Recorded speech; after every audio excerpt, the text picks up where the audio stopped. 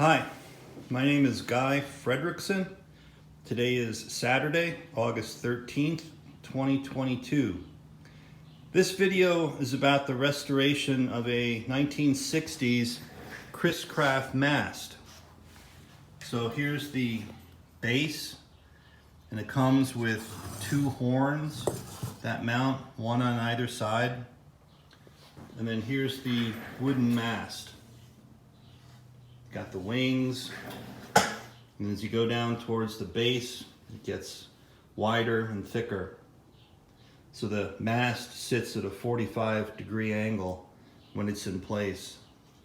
It's just a beautiful thing. I'll come back to that. So first, let's talk about the magnets. So the horn assembly is a solenoid that activates a diaphragm, and the vibration of the diaphragm is what makes the noise.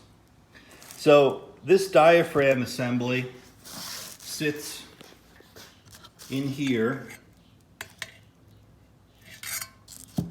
and this metal plate sits right above the solenoid. So the circuitry, here's the positive lead. So the power comes in, goes through the coil. There's about 100 windings, and then it tees. There's two paths to ground. One is through this resistor, which is about a 3.2 ohm resistor, and the other low resistance path is through this contact point here. So what happens when this is in the relaxed position, you hit your horn button, the power comes in, the solenoid is energized, it creates a magnetic field. That magnetic field pulls this plate down towards the solenoid. When it does that, it breaks the low resistance path. It opens this contact. So then the current to go to ground has to flow through the resistor. The amperage decreases, you lose the magnetic field, the diaphragm relaxes, but then it makes that contact through the low resistance path once again. And then that cycles, it repeats itself again and again, I don't know how many times a second, but it's the vibration caused by the solenoid on the diaphragm that makes the noise. It's very clever. So on the original assemblies that came with the mast, I could tell that the coils weren't original, the resistors were in very rough shape. This looks like a piece of mica with the wire wound around it. So these are all damaged, and there was some solder work that didn't look original. So my plan was to take those all apart and rebuild them. And that's what I started to do. So here are the original assemblies. So I bought new resistors. I bought 20 gauge magnet wire. I was getting ready to wind some new coils. Here's the old coils, the original coils. But then I noticed, I was curious, who made the horns? So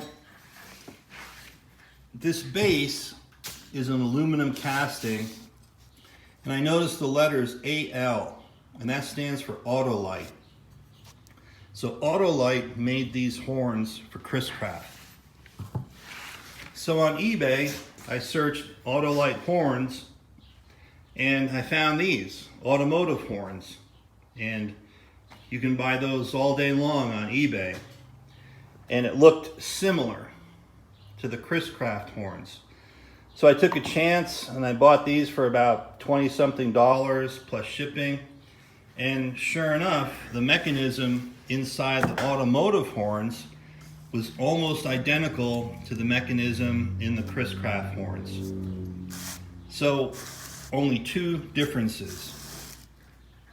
On the automotive horn, the positive lead comes through the dome here, and then it attaches to the circuitry via this plate. In the Chris Craft horn, the positive lead comes up underneath the dome, not through the dome, through this notch, and it attaches to a different style copper plate.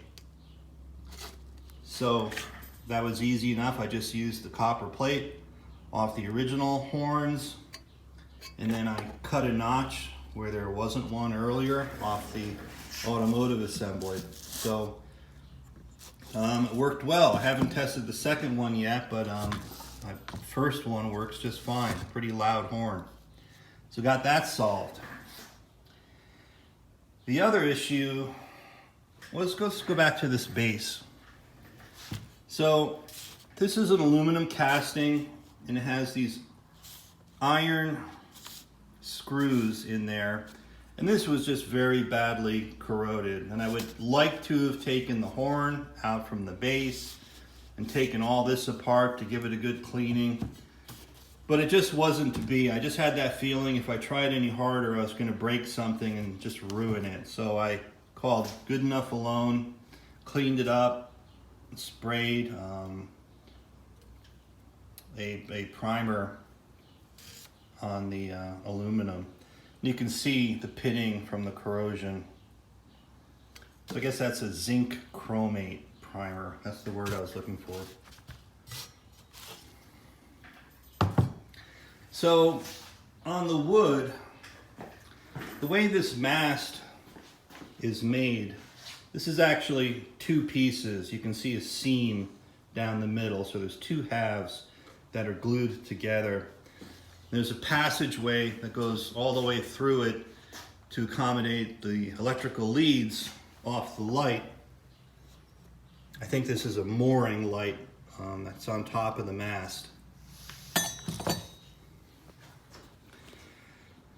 So I drilled that out so I could put this 3/8 inch OD stainless steel tubing through the length of the mast.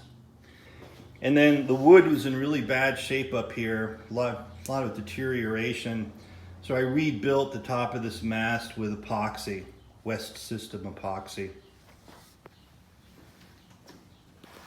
The wood, I saturated several coats of Smith's Clear Penetrating Epoxy Sealer. My plan is ultimately to paint the mast, either white or black, I'm not sure yet. I plan to put this on my Martinak boat, the 24-foot cabin cruiser, but that's a couple years down the road. And then the base itself, down here, was all tore up, was all splintered. A lot of the wood was missing, as if this had gotten ripped off the base plate at some point. So it was all badly damaged. And buried in here is a bronze plate that accommodates the two threaded studs that hold the mast onto the base plate. So I had to put that in place and get it all aligned, and then leave 3 passageways open for the 2 bolts and the electrical wires. But then I filled that whole void again with epoxy, West System epoxy. And then on the outside, I wrapped a layer of fiberglass around it. So that should be stronger than new, I think, at this point. So that was a good repair.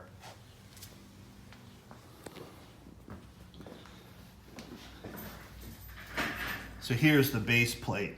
So this hinges so you can tilt the mast down when you're traveling and then raise it. So here are the 3 holes, 2 for the bolts, 1 for the electrical leads. Let me think. Oh, the socket for the light on top of the mast, I cleaned it up, put some new wires on it. And then here's the old incandescent bulb. And I'm gonna try this new LED bulb replacement, see how well this works. That was another little change. Well, I think that's it for this one. Hey, thanks for listening and watching, and I'll talk to you later. Bye.